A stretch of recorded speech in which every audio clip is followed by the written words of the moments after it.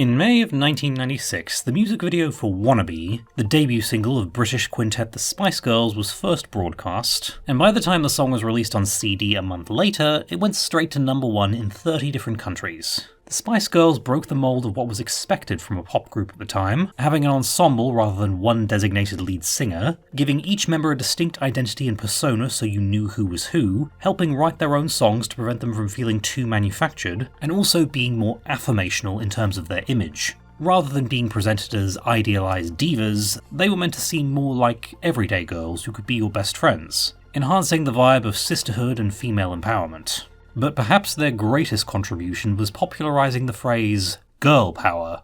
People debate about when precisely the girl power era started and ended, but for the purposes of this video, and in my very biased opinion, I will designate the start of it as 1996, and the end is about 2004-2005 for reasons I'll elaborate on later.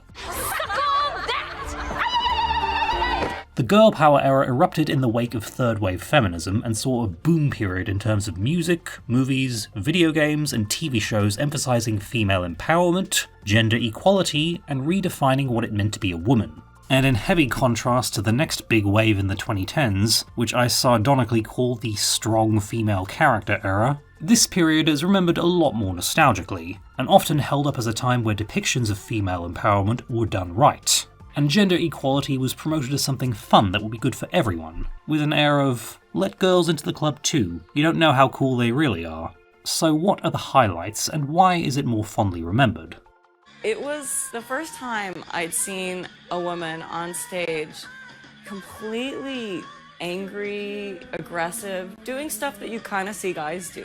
The girl power mantra popularised by the Spice Girls is traced back to the Riot Girl subculture that formed at the start of the 90s, and any fans of 10 Things I Hate About You will note that this is Cat Stratford's scene. You know who the raincoats are! Why don't you? Riot Girl originated in Washington as an underground form of music designed to bring female issues and voices to the previously male-dominated punk genre, and some have even argued that third wave feminism itself grew out of Riot Girl. While the second wave had seen a push for societal improvements for women from a legal point of view, the third wave was focused more on individual identity. This is where intersectionality took off, debunking the second wave's mantra that say, all men are potential predators or enemies, by stressing that everyone was a combination of their experiences across the lines of race, class, ability, culture, religion, and sexuality, as well as gender. 90s technology also allowed for more people than ever to connect, further enhancing the vibe of sisterhood and togetherness.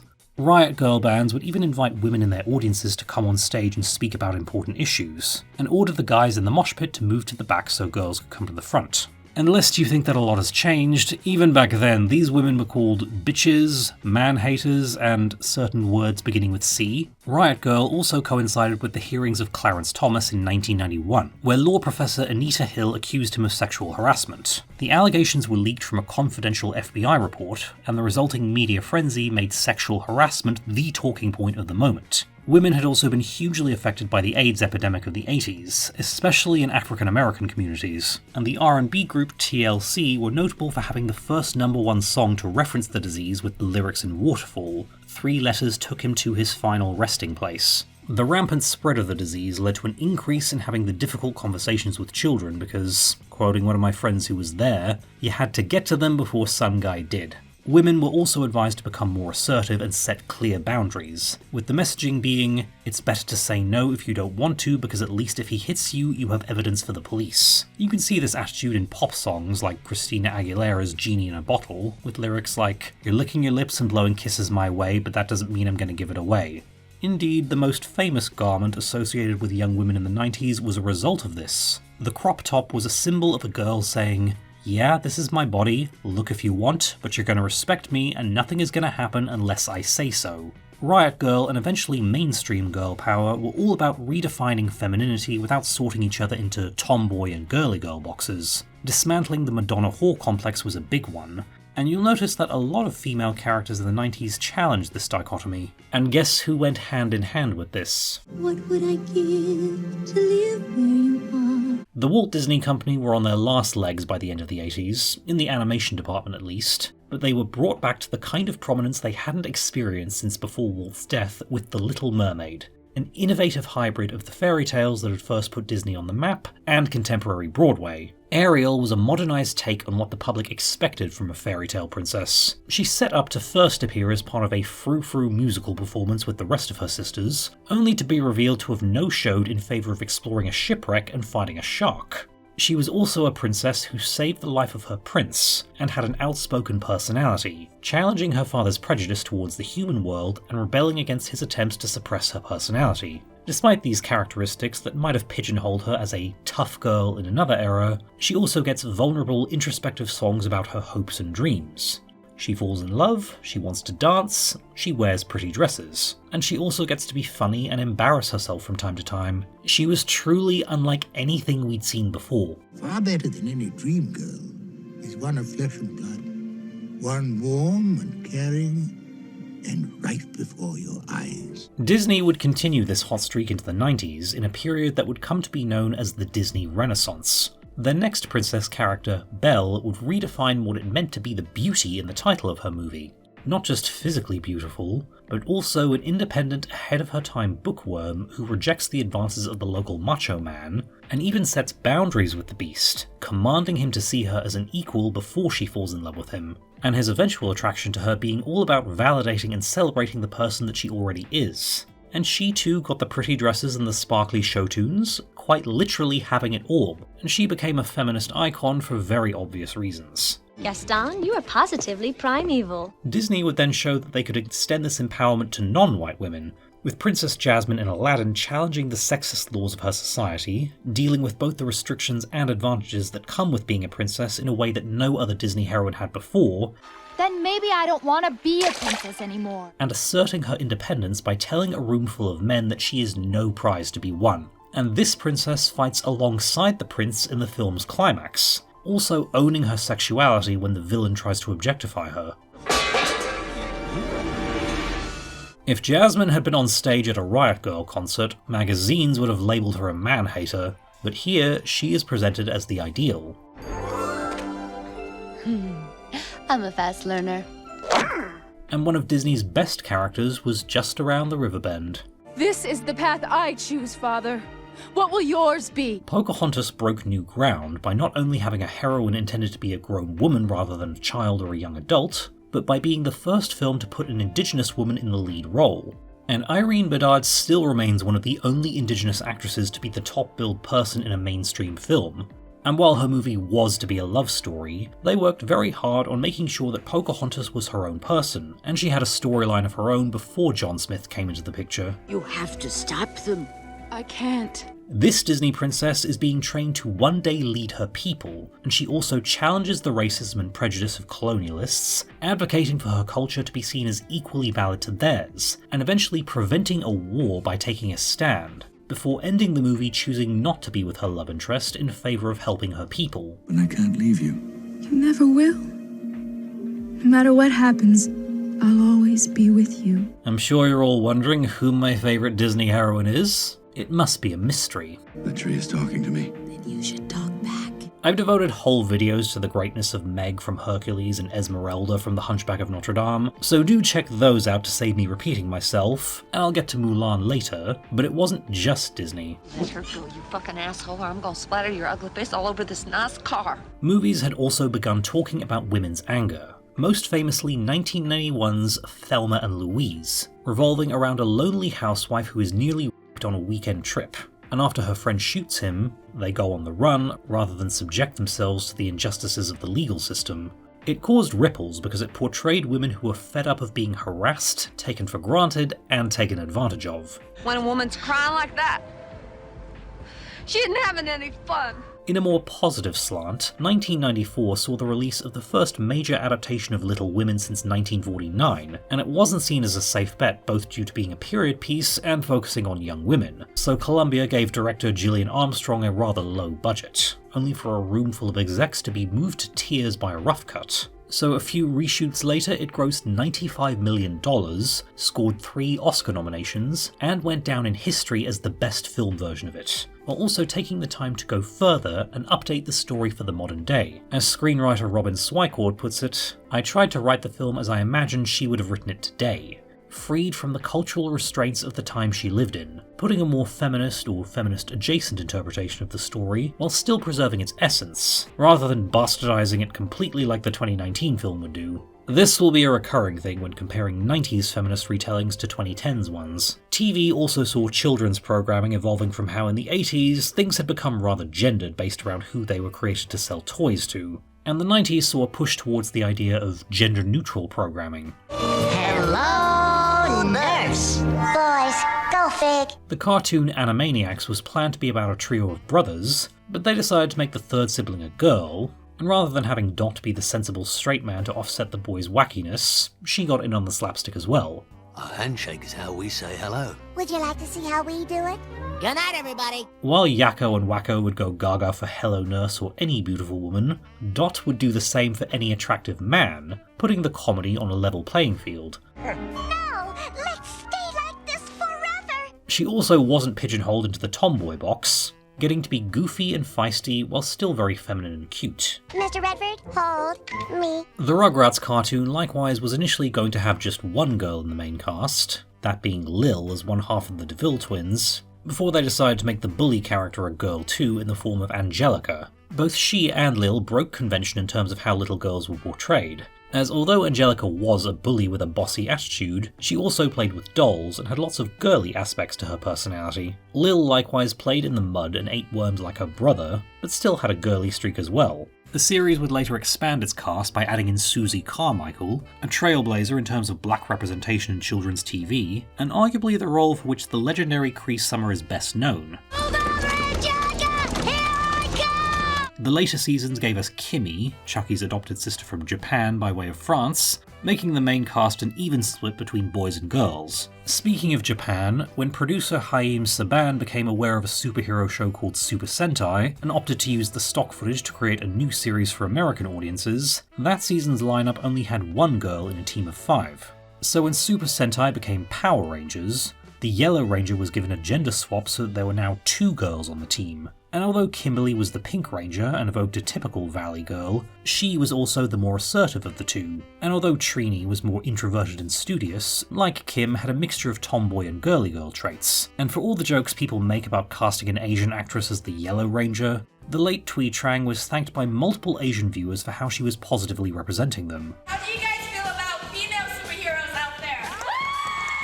And after she left the show, the next Yellow Ranger was Aisha, who showed that black girls could be superheroes too. We also have to shout out Cassie Chan, the best Pink Ranger. You cannot change my mind.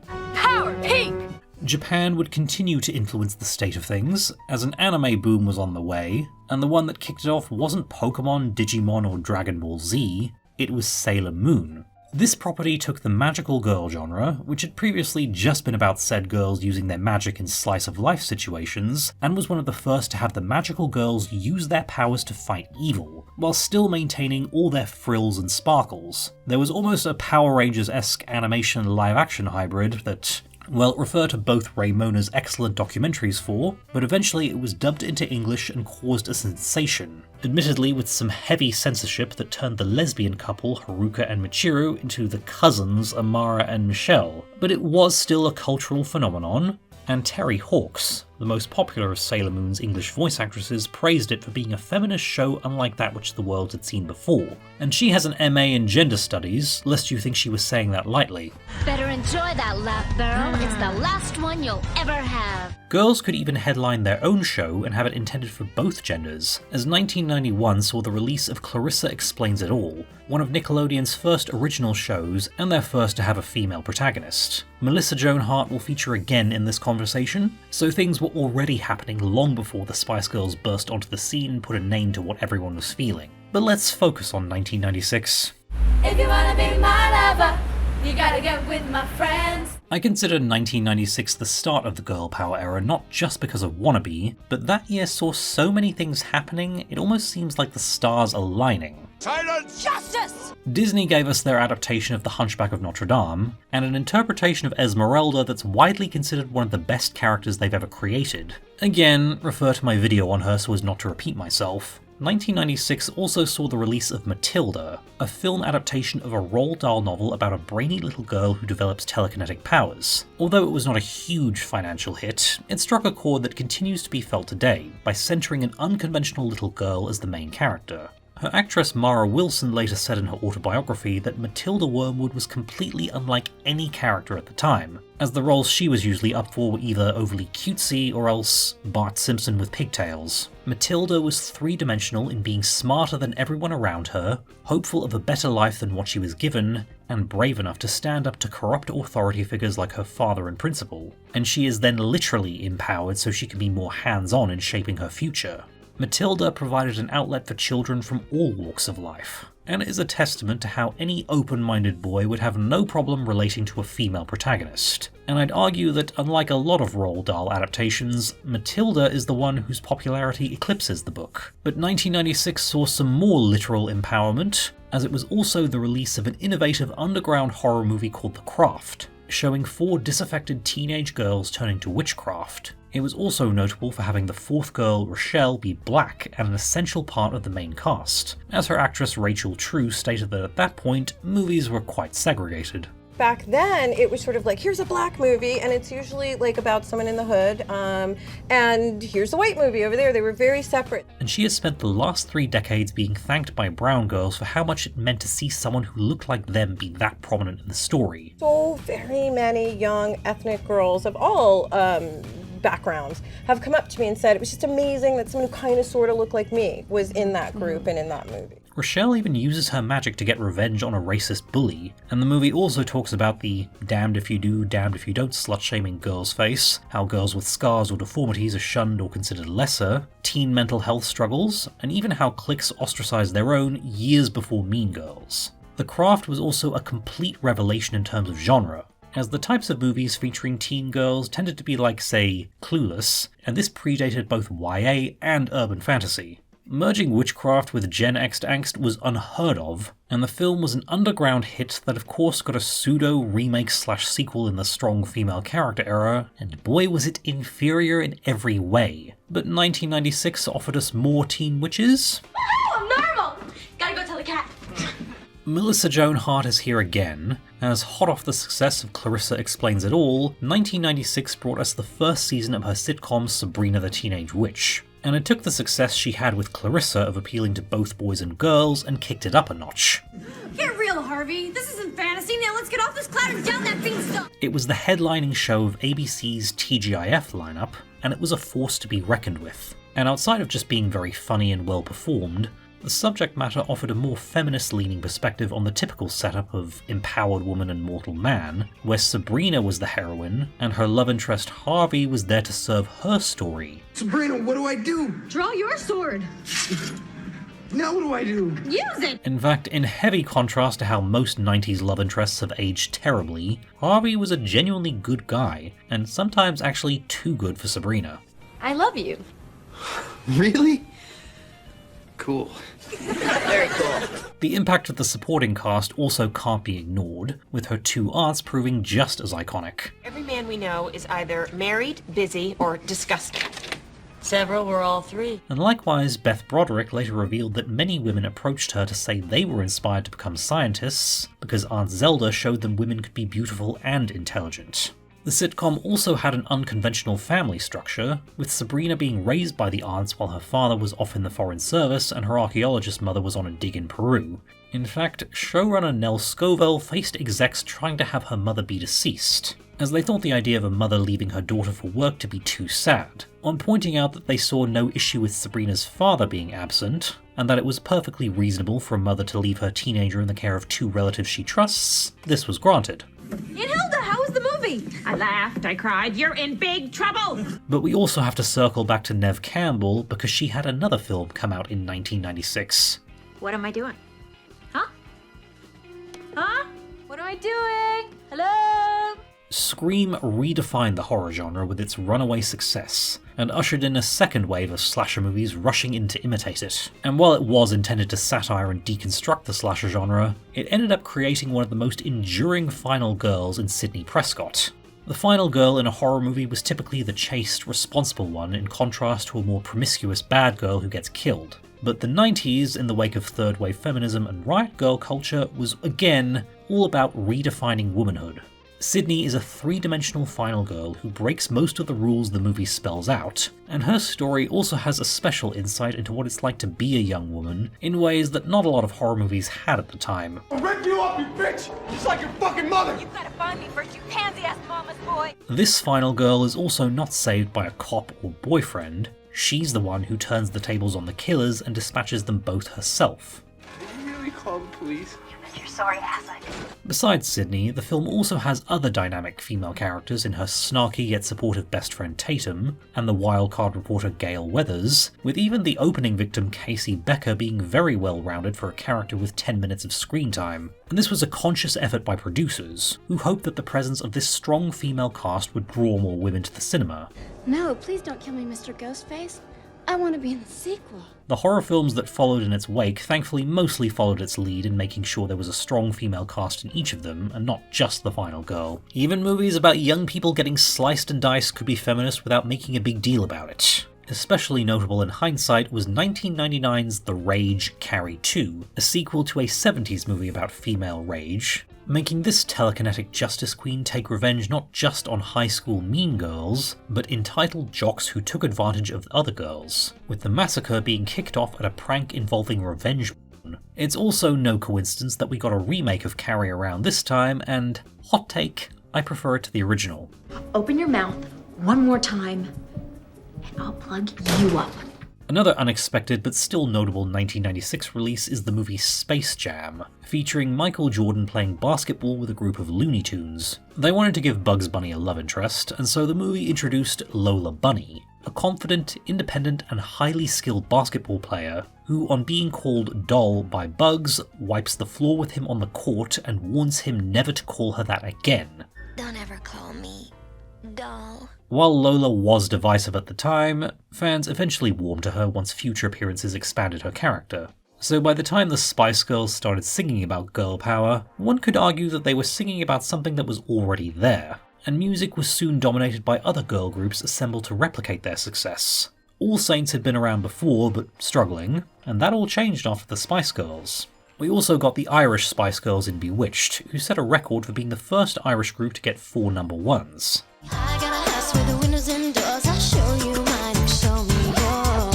If you wanted something a little less in-your-face and aggressive, there was Atomic Kitten, who took a lot of shit for being working-class Liverpudlians, but 3 number 1 singles was a nice so there to those critics. Even in mixed groups like S Club 7, the girls were promoted as equal to the boys. Black women weren't ignored either, as in the UK there was Mystique, who, despite being told black girls don't sell records, they achieved 7 top 10 singles, and deserve to be remembered for more than the song Scandalous being played over the basketball scene in the Catwoman movie. Over in America, Destiny's Child were a force to be reckoned with, and by 2005 were recognised as the world's best-selling female group. We also saw the rise of the teen idol singer, and we can't ignore the legacy of Aaliyah, the princess of R&B, who helped redefine the genre, as the familiar electronic production style associated with Timbaland was introduced to the mainstream in her second album 1 in a Million, and pretty much any major female R&B performer has felt her influence in some way since. In 1997, Disney produced a televised adaptation of the Rodgers and Hammerstein's Cinderella musical with Brandy in the lead role, making her the first black actress to play a princess in a Disney movie, a full 12 years before Disney would deliver one in the animated canon. We also saw the rise of the teen pop princess, most famously Britney Spears, but it's really her rival Christina Aguilera whose music encapsulated the girl power era, not just with the aforementioned Genie in a Bottle, but her second album Stripped saw her shedding the squeaky clean image she had been forced into, speaking about slut-shaming, childhood bullying, toxic relationships, and the double standards women face, with her intent being to encourage the girls and young women who listen to her to find their own voices and speak up for themselves. The era also saw what the media luridly called the Latin invasion, which had arguably begun with Selena Quintanilla, who had helped bring Tejano music to the mainstream and started crossing over into English right before she was murdered. The actress who played her in a biopic 2 years later was an unknown Jennifer Lopez, who rose to fame as a singer eventually as well. Colombian star Shakira likewise began her crossover here, though it would be a few years before her biggest hit. baby like this is perfection. And outside of music, Mexican actress and model Salma Hayek began her transition to Hollywood, and she became one of the most famous Latinas in the world. Asian women would also have their moment, and it would come from an unusual place. Bond.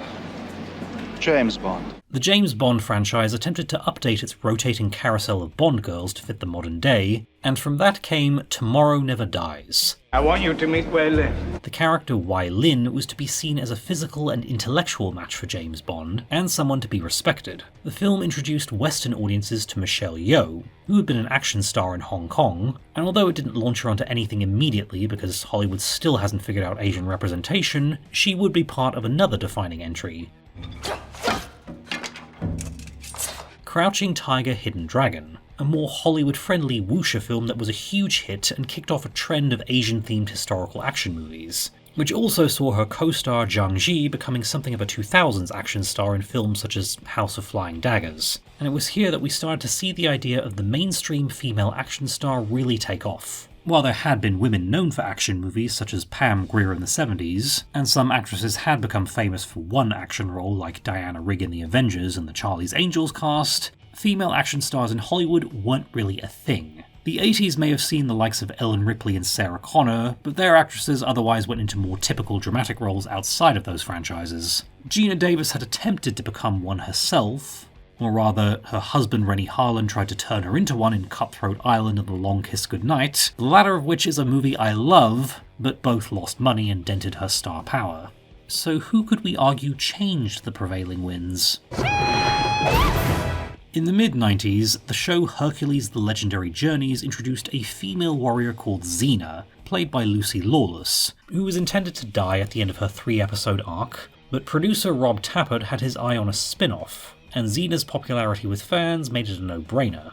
Thus, Xena Warrior Princess was born, revolving both around the title character and her travelling bard companion, Gabrielle. I'm going to let you die quicker, but with much more pain. The show was also notable for the queer coding in Xena and Gabrielle's dynamic, despite the censors preventing them from actually portraying them as a couple. But there were enough teasers so that the fans who wanted to read them that way could, and shortly after it stopped airing, Lucy Lawless confirmed that she felt they were romantically involved. Xena at that point was the most popular show in the world, and the character herself was synonymous with strong, powerful women. And when TV Tropes was formed in the 2000s, they would refer to adaptations that turn a female character into an action girl as Xenification. But what about the show that spawned TV Tropes?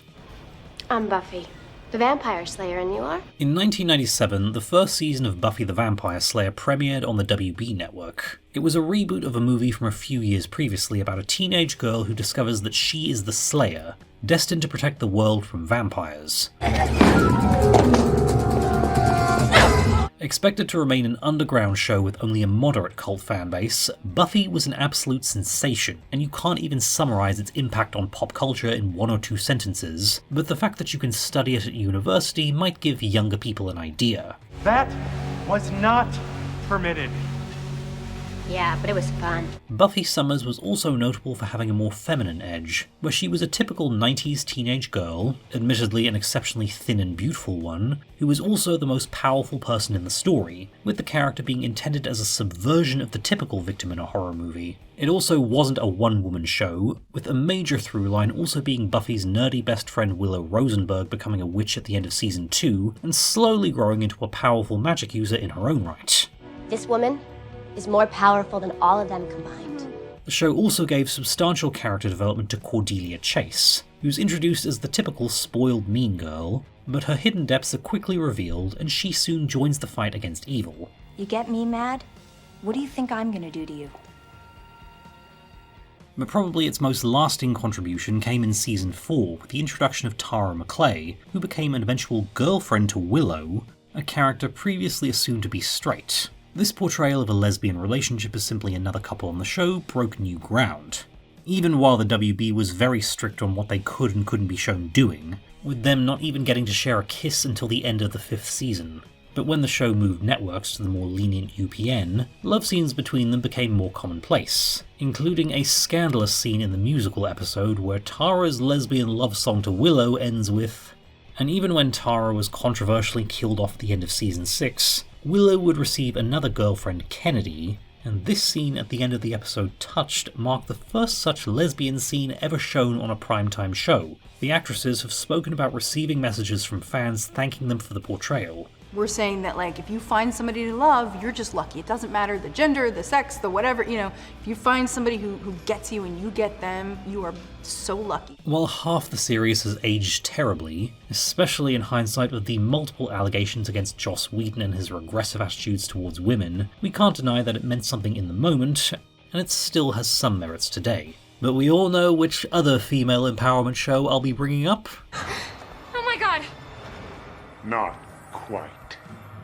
In 1998, after 2 seasons of Buffy and 3 of Sabrina, came Charmed, a supernatural drama about 3 sisters who discover that they are the most powerful good witches of all time.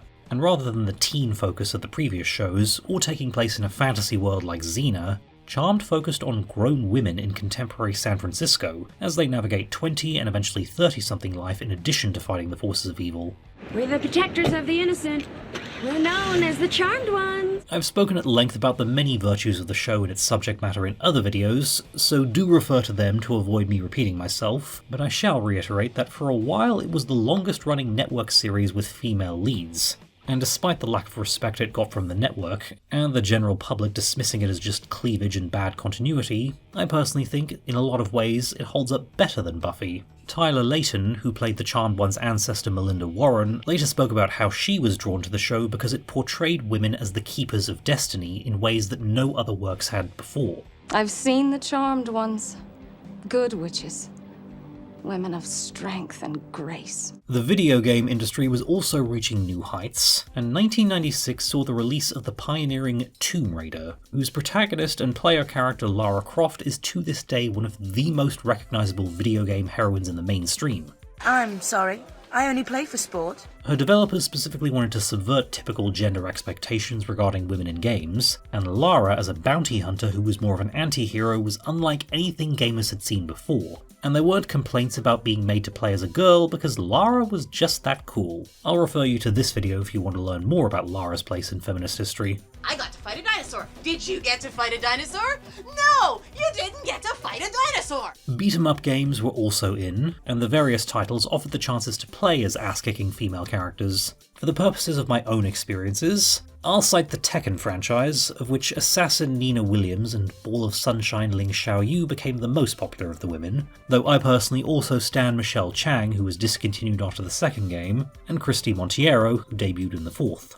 My childhood love was the Soul series, and I was an OG Soul Edge kid, which was Soul Blade over here, and Song Mina and Sophatia Alexandra were my heroes. Huang was as well, but we're talking about the girls here. The Final Fantasy series experienced a boom in the West with the release of Final Fantasy VII, and its female characters broke tradition, where the well-endowed physical brawler Tifa Lockhart is actually the shyer and more sensitive love interest, while the pink dress-wearing magical girl Aerith Gainsborough is the one with the feisty, aggressive personality. They had a third optional girl in plucky ninja Yuffie Kisaragi, though she's more divisive outside of Japan. Each Final Fantasy entry would be notable for having 3 diverse female characters, most of whom I loved, and I was one of the few who adored Renoa from 8. They weren't all conventional beauties either, as Final Fantasy IX gave us Freya Crescent, an anthropomorphic rat, and Eiko Carol, an astonishingly self-sufficient 6-year-old. The popularity of the 10th game saw 2 of its girls, Yuna and Riku, getting a then-rare direct sequel where they were the only protagonists, along with a third new character, Pain, and that game was awesome and deserves more love. It's showtime, girls. I gave up on the franchise after Final Fantasy XII, though I didn't mind Fran and Penelo, and out of all the Final Fantasy ladies, my absolute favourites are probably the aforementioned Freya and Princess Garnet, also from 9. We also have to look at the world of pro wrestling, which, while there had been a prominent female star in the 80s with Wendy Richter, the WWF and eventually WWE's women's division was constantly start-stop, with the women's championship belt being deactivated on and off until 1998 when it was revived for good. This is for all the women who want to be me, and for the men who come to see me. Now, this legacy is very complicated because the new women's division, if you could even call it that, was built around Sable, A beautiful model with overwhelming popularity, but who had no wrestling training and a contract that said she couldn't take bumps.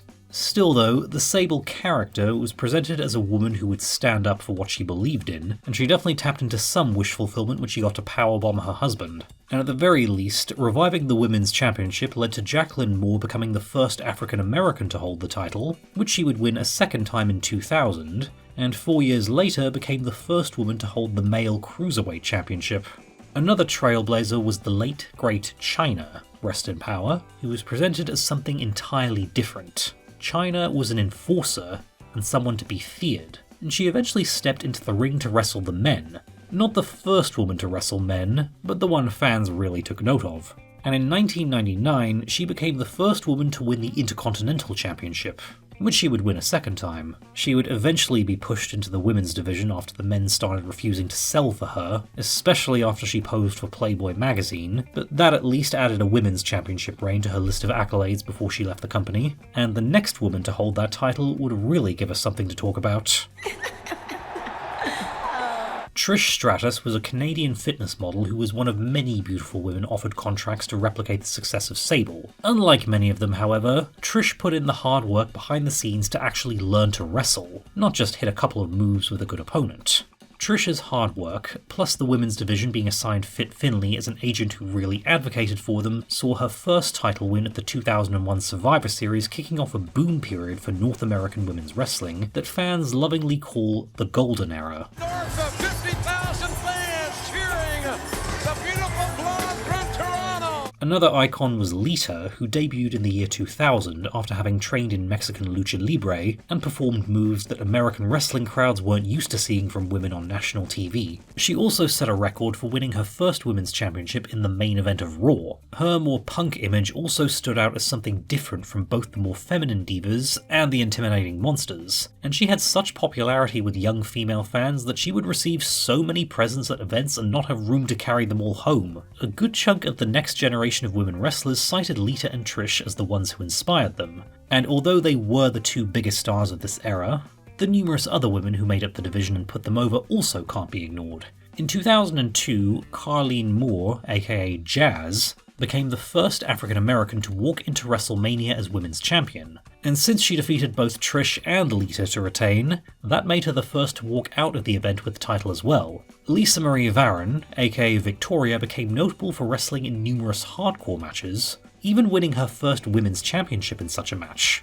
And she and Lita later wrestled in the first ever women's steel cage match. My childhood favourites Ivory and Molly Holly don't have much in the way of firsts, though I think Ivory was the first 3-time women's champion, and won the first women's hardcore match. And Molly was a 2-time champion herself, and even memorably had her head shaved at WrestleMania 20.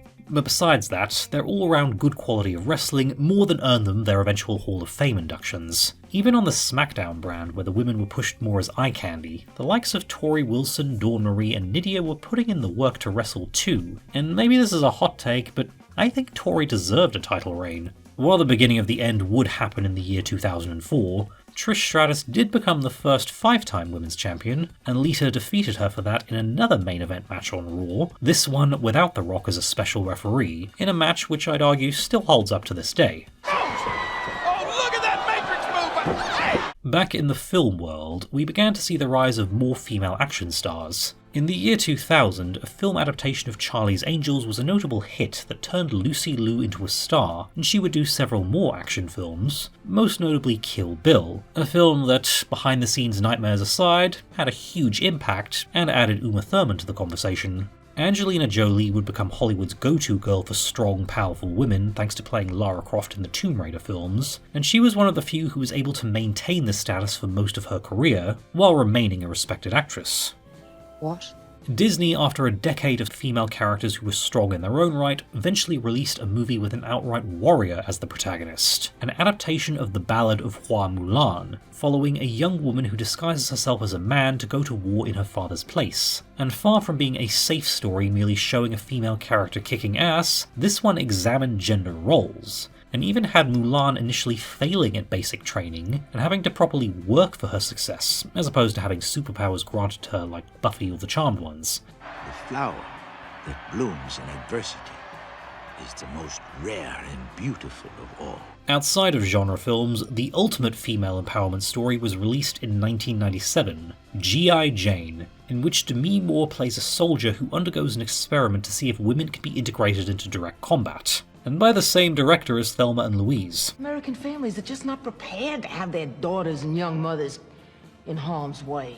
G.I. Jane unpacks benevolent sexism in how the harm or death of women being seen as worse than men is used as an excuse to exclude them from certain opportunities, how even well-meaning men can give women special treatment, and how some women will use the feminist movement as a smokescreen for good PR. What are you saying? That a woman's life is more valuable than a man's? The film's most famous scene is when Demi Moore, who at that point was seen as an actress whose only appeal was her beauty, shaves all her hair off, which was her idea, by the way. Hoo-yah, sir.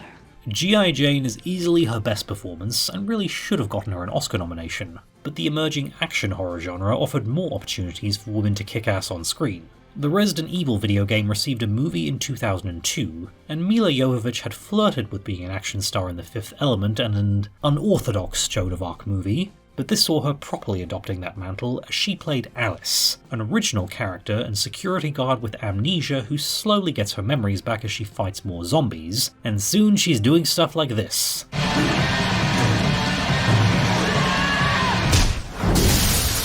The film also had a second action girl in Rain, played by Michelle Rodriguez, who was fresh off her breakout role in Girl Fight, and would soon be typecast as the badass Latina who often dies. How is she still standing? Bitch isn't standing now. The next year saw the start of the Underworld franchise, featuring Kate Beckinsale playing a badass vampire who battles werewolves. She would also star in Van Helsing, albeit as a different kind of character to Selene, and that film expanded the minor characters of Dracula's vampire brides to be villainous action girls who fly away with the film. Do you like to fly? And even in films that weren't outright female-led, studios recognised that in order to make sure commercial entries appealed to both men and women, they would need to make sure the female lead was strong in her own way. Take 1999's The Mummy, where although it's Brendan Fraser's Rick who is top billed, Rachel Weisz's Evie is undoubtedly his equal, having motivations that drive the plot and being just as active a presence as him, the two taking turns saving each other. And she's also overflowing with personality, getting to be absolutely hysterically funny without compromising her competency when the occasion calls for it. Come on, Evie, faster! Patience is a virtue. And in the resulting romance, there's no doubt that the two are evenly matched. Didn't mean to scare you. The only thing that scares me, Mr. O'Connell, are your manners. When Disney made a movie based off their Pirates of the Caribbean ride, although Jack Sparrow is there for the boys to look up to, Elizabeth Swann is an equally strong and dynamic presence who influences the plot. And although she is the damsel in distress for the first two acts, she then spearheads a rescue attempt in the third and is fighting the pirates herself when no one helps her. Like pain. Try wearing a corset. Like Evie, she also gets to kick up her heels and be fun and goofy in certain scenes, making her feel like such a complete character. I'm not entirely sure that I've had enough rum to allow that kind of talk. I'd also argue that Will's presence is more for the girls because, well, if you were around preteen girls in the 2000s, I need say no more. And speaking of Lord of the Rings, although it is a male-dominated story, they beefed up the role of Arwen in a way that was still true to the spirit of the text, which I talked about more in this video. And naturally, they gave Éowyn's big moment of slaying the Witch King all the gravitas it needed. I am no man. Even what you'd assume was a forgettable popcorn flick like Small Soldiers still beefed up the role of girl next door Christy, who, although she's captured in the second act, once she's rescued, she joins the fight, and is portrayed as the tougher and more aggressive one compared to Alan, and she actually saves him in the climax. Is this gonna be a pattern for our relationship? The Y2K period also saw something of a golden era for comedy movies aimed at young women, and this is what the rather dismissive term chick flick was assigned to. But rather than just being about romance or friendship, these movies tackled feminine issues in very nuanced ways. Miss Congeniality, for example, sees an FBI agent going undercover in the Miss America pageant, and is all about debunking the stereotypes surrounding beauty queens. Bring It On similarly portrays cheerleading as a serious athletic pursuit, while also dealing with cultural theft and white privilege. Then there's the crowner of them all, Legally Blonde, deconstructing the dumb blonde stereotype by following an extreme girly girl who goes to law school, first hoping to convince her ex that she's serious so he'll take her back, but she then applies herself and becomes a successful lawyer who doesn't need to trade her femininity to come out on top, with the story also examining sexual harassment and the misogyny Elle receives from other women who feel threatened by her girliness. Children's TV followed suit, and Disney proved ever the bastion, as Recess had 2 girls in the main cast, with many an episode examining their issues relating to gender. Pepper Ann then became the first Disney cartoon to be led by a female protagonist. Lizzie McGuire was another phenomenon that changed the game and paved the way for future Disney kidcoms, which brings us to a planned show called Absolutely Psychic, where young Raven Simone was auditioning for the best friend role that most black actresses found themselves forced into, but on realising the talent they had in front of them, they instead cast her as the main character, making her the first black Disney Channel star to have her own show. And that's so Raven proved popular enough that, rather than cancelling it at 65 episodes like most of their shows, Disney extended its run to 100 episodes. And while it wasn't close to a cultural phenomenon, I feel as though I have to shout out As Told by Ginger, one of the only Nicktoons to be led by a female protagonist, aimed at a slightly older crowd, and examining some very serious issues in ways that I still marvel at. You don't have to be afraid of your feelings, ever. And the icon Cree Summer was here too. Let me pretend I care. Okay, I'm done. If loving Miranda is wrong, I don't want to be right. So with all of this, how exactly did the girl power bubble burst?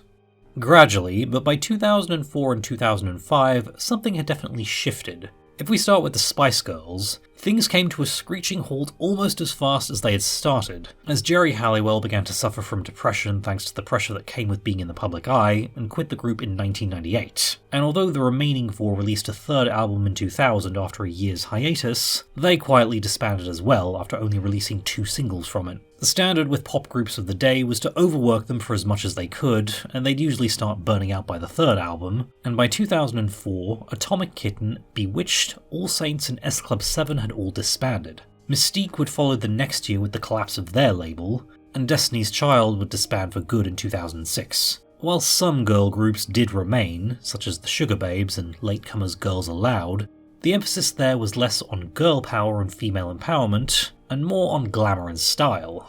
Compare how Girls Aloud presented in their debut single Sound of the Underground to their 2004 hit Love Machine. And when a new group like the Pussycat Dolls came along, there were frequent jokes about how the other 4 members were like Nicole Scherzinger's backup dancers. Pro wrestling also saw the golden era coming to an end when, in the middle of a year full of strange booking, WWE announced a Diva Search, where a non-wrestler would win a $250,000 contract to join the roster after a 10-week elimination contest, and the skits emphasized TNA more than anything else. Although the winner, Christy Hemme, was a wrestling fan and is still part of the industry today, and WWE hired many of the other contestants mainly for their acting experience to enhance the storylines, by the end of 2004, 4 female wrestlers had been released while these women had been hired. And while Trish and Lita had their main event match, both would suffer injuries early in 2005 that coincided with Molly Holly asking for her release, leaving the Women's Championship inactive until Trish recovered from injury.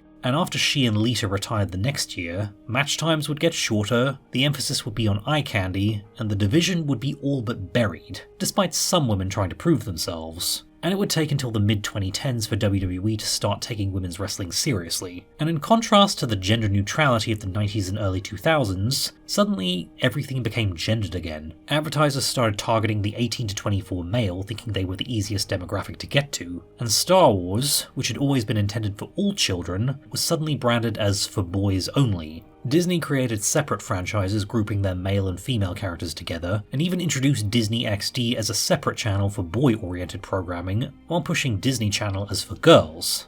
They were toppled from their throne as the leading animation studio by Pixar, which was a total boys' club behind the scenes, and they wouldn't release a film with a female protagonist until 2012. Of the female empowerment shows from the 90s, Xena stopped airing in 2001, Sabrina and Buffy in 2003, and Charmed in 2006. And by then the prevailing winds had shifted to male-led shows like Smallville and Supernatural, with Buffy's creator Joss Whedon likewise focusing on male-fronted projects like Angel and Firefly. And in the early 2000s superhero movie boom, 2 attempts at movies with female leads, Catwoman and Elektra were legendary bombs. That, coupled with the underperformance of the sequels to Tomb Raider and Charlie's Angels, led to studios declaring that female-led action movies were no longer bankable, and a Wonder Woman movie that had been in the works since the 90s wouldn't see a release until 2017. In fact, after the flopping of The Invasion and The Brave One, Warner Brothers declared that they wouldn't release any more movies with female leads. Audience tastes were also changing.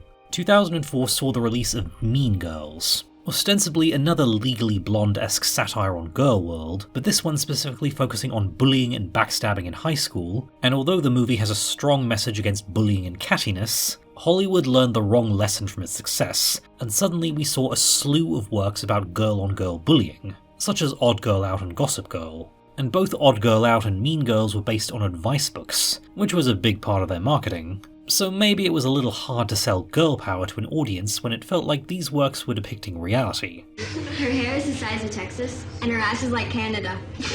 And speaking of reality, the rise of reality TV in the 2000s saw most of the drama being mined by pitting contestants against each other, typically female contestants. The entertainment press also exploded into ridiculousness around the same time, with the paparazzi salivating over celebrities' every move. The rise of the internet also saw private videos being leaked to the public, and the women then slut-shamed for them. And the ubiquity of camera phones made it easier than ever to send pictures to gossip sites. Quoting Rose McGowan, "Every stranger with a phone became a potential informant." And it seemed there was more money to be made by pitting women against each other, rather than empowering them. Young women were also throwing support behind Harry Potter, which had begun its film series, and despite a prominent female character in Hermione Granger, it was still seen as a male franchise. And in fact, fans complained that movie Hermione was too empowered, especially after the release of the third that saw her getting more action scenes and being given many other characters' lines. The movies by necessity also had to streamline the roles of more dynamic characters in the books like Cho Chang and Ginny Weasley, who got reduced to satellite love interests for Harry, making the franchise feel even more like a boys' club. And while the Chronicles of Narnia had a well-received first movie, the second was met with lukewarm reception, and special criticism was aimed at the choice to depict Susan, who in the books was known as the Gentle and said to not be a fan of fighting, as an out-and-out warrior, unlike the mostly well-received expansion of Arwen in the Lord of the Rings movies. Similar criticism was aimed at a 2004 King Arthur movie that depicted Guinevere as a fighter.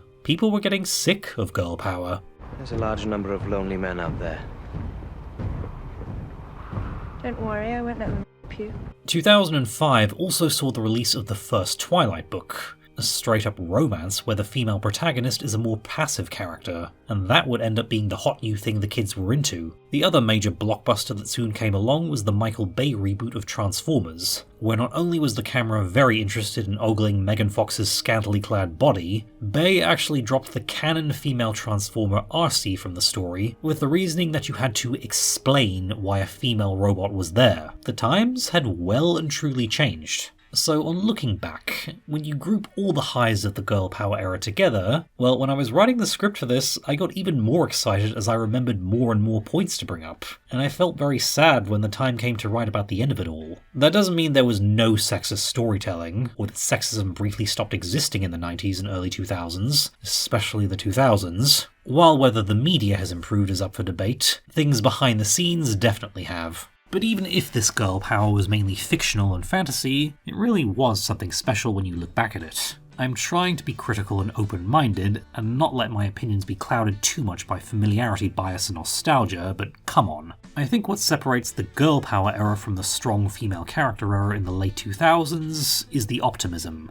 We were about to enter a new millennium, and everything felt so futuristic, which you can feel in the tone of, say, Coyote Ugly, which was released in the year 2000, and had a hopeful vibe saying, "Go on, go out there and pursue your dreams, it'll be great, you'll have fun." And it felt very much like a rising tide lifts all ships attitude towards things, and it didn't shy away from the hardship in the world, but had a message like, yeah, life can suck sometimes, but you'll get through it. And that optimism came to an end in late 2001 for obvious reasons, and slowly cynicism took over.